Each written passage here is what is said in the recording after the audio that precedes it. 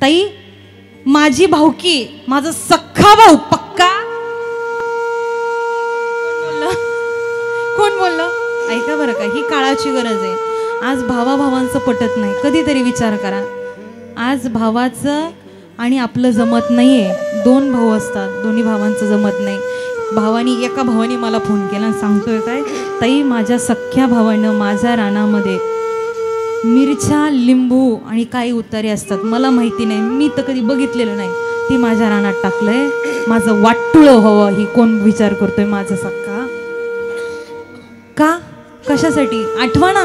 अरे आपण लहान असताना आपल्या आई बापानं कष्ट करून एकाच ताटामध्ये आपण दोघं भाऊ जेवलेलोय. आपली बहीण प्रॉपर्टीसाठी आपल्यासोबत भांडतीये.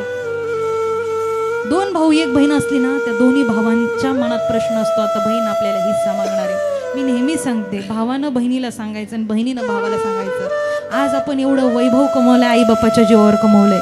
ही बहीण दोन पैशासाठी सख्ख्या भावाला, दादा मला तुझ्या प्रॉपर्टीत हिस्सा पाहिजे, तुमच्या पायाला स्पर्श करून विनंती करते. मी कधीच हे सांगत नव्हते कीर्तनात. लोकांनी मला सांगितलेले प्रश्न, ते प्रश्न ताई तुम्ही कीर्तनातून हे सांगत चला. शेवटच्या 10 मिनिटांमध्ये कुठंतरी जग सुधरल. बरोबर आहे की नाही? काळाची गरज आहे. अरे आपल्या बहिणीचं लग्न झालं, लग्न झाल्यानंतर मुलं झाली, ते सगळं चांगलं झालं, मग बहिणीला आठवतो का? आणि तुमचा भाऊ दुःखात आहे, तुमच्या भावाच्या घरात किराणा खायला नाही, तेव्हा बहिणीला आठवण येत नाही? बाप मेला रे मेला, आई मेली रे मेली, बहीण तयार राहते हिस्सा मागायला. अरे तुमचा भाऊ कर्जबाजारी झालाय तेव्हा तुम्हाला भाऊ आठवलं नाही? आणि बाप मेला, बापाची ही स्टेट प्रॉपर्टीसाठी तुम्ही बहिणीकडं तुमच्या पायाला स्पर्श करून विनंती करते. नाही देवाला आपलंसं केलं तरी चालेल, नाही तुळशीची माळ घातली तरी चालेल, पण जीवनामध्ये सख्ख्या आई बाप मेल्यानंतर भावाकडे प्रॉपर्टीसाठी नका हिस्से मागू दादा. एखाद्याचा जीव जाईल ह्या गोष्टीसाठी. ही काळाची गरज आहे, समजलं पाहिजे. प्रत्येक बहिणीने सांगायचं, ज्या आई बापानं मी आल्यानंतर ना माझ्या आईने माझी पिशवी कधी रिकामी दिली नाही. मिरच्या द्यायची गोष्ट आहे, बटाटे द्यायची गोष्ट आहे, कांदे द्यायची गोष्ट आहे का? अहो मीठ 20 रुपयाला किलो भेटणार मीठ द्यायची गोष्ट आहे का बाबा? पण माझी आई पिशवी भरून मला द्यायची. दादा हे बहिणीचं एकच मागणं आहे तुझ्याकडं, माझी आई जशी मला पिशवी भरून द्यायची ना, माझी आई मेली पण इथून पुढं मी ज्या वेळेस तुझ्या दारात येईल ना, ही पिशवी फक्त भरून दे, एवढंच मागा, काहीच मागू नका. आणि तुम्ही बहिणींनो एक काम करायचं, एवढं मागणं मागायचं दादाला, आणि तुम्ही सुद्धा बहिणीला फक्त एक फोन करायचा, काहीच नका देऊ, फक्त तिला आल्यानंतर ना, जसे आपले आई बाप आपल्याकडं नसतील ना पैसे, तरी भाजीपाला तुम्ही आणून द्या. ह्यात सुखा समाधानांनी संसार करा. अवघाची संसार सुखाचा करीन, आनंदे भरीन तिन्ही लोक. एवढंच करा, कारण की ज्या आई बापानं विश्व दाखवलंय त्या विश्वामुळं आज आपण बहीण भावंड एकत्र आणण्याचं काम करू. कारण की आई बाबाशिवाय या जीवनामध्ये काहीच नाही. आई बाप मेल्यानंतर ना आपल्याला आवाज द्यावा लागतो. एक मुलगी बापावरती एवढं प्रेम करते, एवढं प्रेम करते, तुम्हाला तुमच्या 4 व्हीलरची चावी 2 मिनिटं कुणी मागितली तर तुमचा जीव नुसता खालीवर होतो. ऐका बरं का, बापाला 2 वेळेस दुःख होतं. ज्या वेळेस मुलीचं लग्न लागतं तेव्हा, आणि एक पोटची मुलगी आपल्या हातानं तिच्या डोळ्यांनी वाटुळं होताना बघताना, ही 2 वेळेस बाप रडतो. ऐका, मुलगी ही गोष्ट अशी आहे, तुमच्या मुलीचं लग्न करून दिल्यावरती ती एक तिच्या आयुष्यातली एक गणित आहे. तिचं झालं तर चांगलं होतं, नाही तर आयुष्याचं वाटोळ होतं, वाटोळ. अरे स्वतःच्या बापानं लग्न जमून दिलंय मुलीचं, पण तिचा नवरा रोज दारू पिऊन तिला मारतोय. काय करेल बाप? आत्महत्या करेल की नाही? बापानं मुलीसाठी चांगलं स्थळ बघितलं, तिची सासू तिला 2 वेळचं जेवण देत नाही, काय करेल बाप? त्या बापाला दुःख आहे, माझ्या मुली करता मी आयुष्य समर्पण केलं. त्या बापाने विचार केला, अरे माझ्या लेकीचं लग्न झाल्यापासून बाबा तुम्ही बीपीची गोळी खाल्ली का? हा प्रश्न मला कोणीच विचारत नाही. बाबा आला काय गेला काय, पोराला त्याची किंमत नाही. तुमची छोटी 2 वर्षाची मुलगी असेल ना, रात्रीच्या 12 वाजता तुम्ही घरी जा, तुमची मुलगी धावत पळत येऊन तुमच्या पोटाला मिठी मारणारी तुमची लाडकी लेक आहे दादा. दुसरा मुलगा असणारा तुमच्या जवळ येणार नाही. मुलीचं बापावरती एवढं प्रेम असतं दादा. मुलीचं ज्यावेळेस लग्न लागतं ना, तो बाप धाव मोकलून रडतो. जगाच्या पाठीवरती कधीही न रडणारा बाप, आयुष्यभर वणवण करत फिरणारा बाप, ती मुलगी लेकरू जन्माला आल्यापासून 2 पैसे माझ्या लाडक्या ताईचं लग्न थाटात लावायचं. लग्न लागलं तिकडे अक्षता लागल्या की बाप आतल्या खोलीमध्ये जातो, नाही मोकळून उडतो. जगाच्या पाठीवरती बापासारखं निस्वार्थी प्रेम करणारे या जगात कोणी नाही मायबाप. तुमचा बाप तुम्ही फक्त मागेल ती गोष्ट एका मिनिटात तुमच्या जवळ देईल, पण हा बाप जोपर्यंत आपल्या जवळ आहे ना तोपर्यंत त्या बापाला कडकडून मिठी मारा. ऐका ना दादा, मुलीचं लग्न लागलं, मुलगी नांदायला निघून गेली. बाप 2 दिवस मुलीच्या वाटेकडे डोळे लावून बघतोय.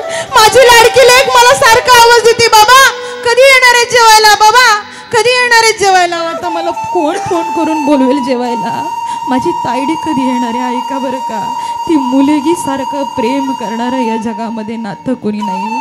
तुम्ही उशिरा घरी गेला ना, तुमची बायको विचारेन पोरांना काही खायला आणलेत का. तुमचं पोरगा म्हणाल, बाबा मी तुम्हाला गाडी सांगितली होती आणली का. पण तुमची मुलगी तुमच्या जवळ येईल, बाबा तुम्ही जेवण केलं का हे विचारणारी तुमची मुलगी आहे दादा. तिला काहीच नको असतो.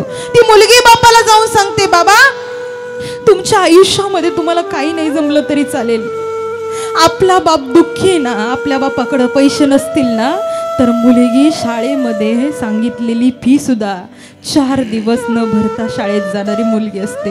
आणि तुमच्या मुलाला फी मागितली ना, तुमचा मुलगा 10 वेळेस बापाला येऊन म्हणाल, बाबा तुम्हाला अक्कल बिक्कल नाही का, माझ्या सगळ्या मित्रांनी फी भरली, मला कधी फीला पैसे देणार आहेत, मला आत्ताच्या आत्ता फीसाठी पैसे द्या. पण ती मुलगी 4 दिवस शाळेमध्ये शिक्षा सहन करते. नाही मॅडम मी उद्या भरेल ही म्हणणारी फक्त जगाच्या पाठीवर ती मुलगी असते. ऐका दादा, ती मुलगी जोपर्यंत तुमच्या जवळ आहे ना दादा, ती मुलगी फार कमी काळ आपल्या जवळ असते. त्या बापाला एक वेळेस दुःख होतं मुलीचं लग्न लागल्यावर, आणि स्वतःच्या लेकराचं दुःख बघताना त्या बापाला वाईट वाटतं. मी ह्या हातानं मुलीचं लग्न लावलं, खूप वाईट केलं मी, माझ्या पोरीला परक्याच्या घरी दिलंय, पण माझ्या पोरीचं चांगलं झालं नाही. देवा मला काय द्यायचं असेल ना तर माझ्या मुलीला सुख द्या. ऐका ना, सांगू शकत नाही. मुलीचं परक्याचं धन आहे. ती मुलगी बापाला विचारते, बाबा मी तुम्हाला एवढी नकोशी होते का हो, मला अशा तुम्ही धर्म संकटात टाकलं. ती मुलगी बापाला प्रश्न करते, बाबा सांगा ना तुम्हाला मी नको होते का. सांग आई मला, सांग बाबा मला, सांग आई मला, सांग बाबा मला, लग्न करून दिले का परक्या घराला. बाबा एवढी नकोशी झालते का मला लोकांच्या घरी पाठवलं. इथं मला मी किती चांगलं यांच्यासाठी केलं तरी शेवटी नवरा मला संध्याकाळी आल्यानंतर मारतो. शेवटी माझी सासू मला नावं ठेवल्याशिवाय, आई बापाचा उद्धार केल्याशिवाय राहत नाही. बाबा एवढी मी नकोशी होते का. बापानं लेकीला समजावून सांगितलं, बाळा मुलीची जात ही अशी आहे, जगाची रीत लेक परता धन, लेक सासरी सता मिळे सर्व मान. बाळा असं म्हणतात, एकदा मुलीचं लग्न झालं ना ती मेली तरी तिकडंच मरावी, पण आई बापाच्या दारात येऊन राहिली नाही पाहिजे. 2 दिवस तुमची मुलगी तुमच्या माहेरात येऊन राहिली तर तिला विचारलं जातं, का ग काही झालं का, भांडण करून आली का. आई बापाच्या नावाचे धिंड उडे सुरू होतात. असं नाव तिचं काचेच्या भांड्यासारखी जे असते ना दादा, तिचं नाव मुलगी असतं. म्हणून तुमची मुलगी अगदी थोडा काळ तुमच्या जवळ आहे दादा, तिला एवढं प्रेम द्या, एवढं प्रेम द्या. नाही काही करता आलं तरी चालेल, पण लेकीसाठी सगळं जीव समर्पण करा. माहिती नाही नंतर बापासारखं जीव लावणारा नवरा तिला भेटणार आहे की नाही. म्हणून लेकीवरती प्रेम करा. तुम्ही जर लेकीवरती प्रेम केलं तर जगाच्या पाठीवरती आयुष्यात काहीच कमी पडणार नाही.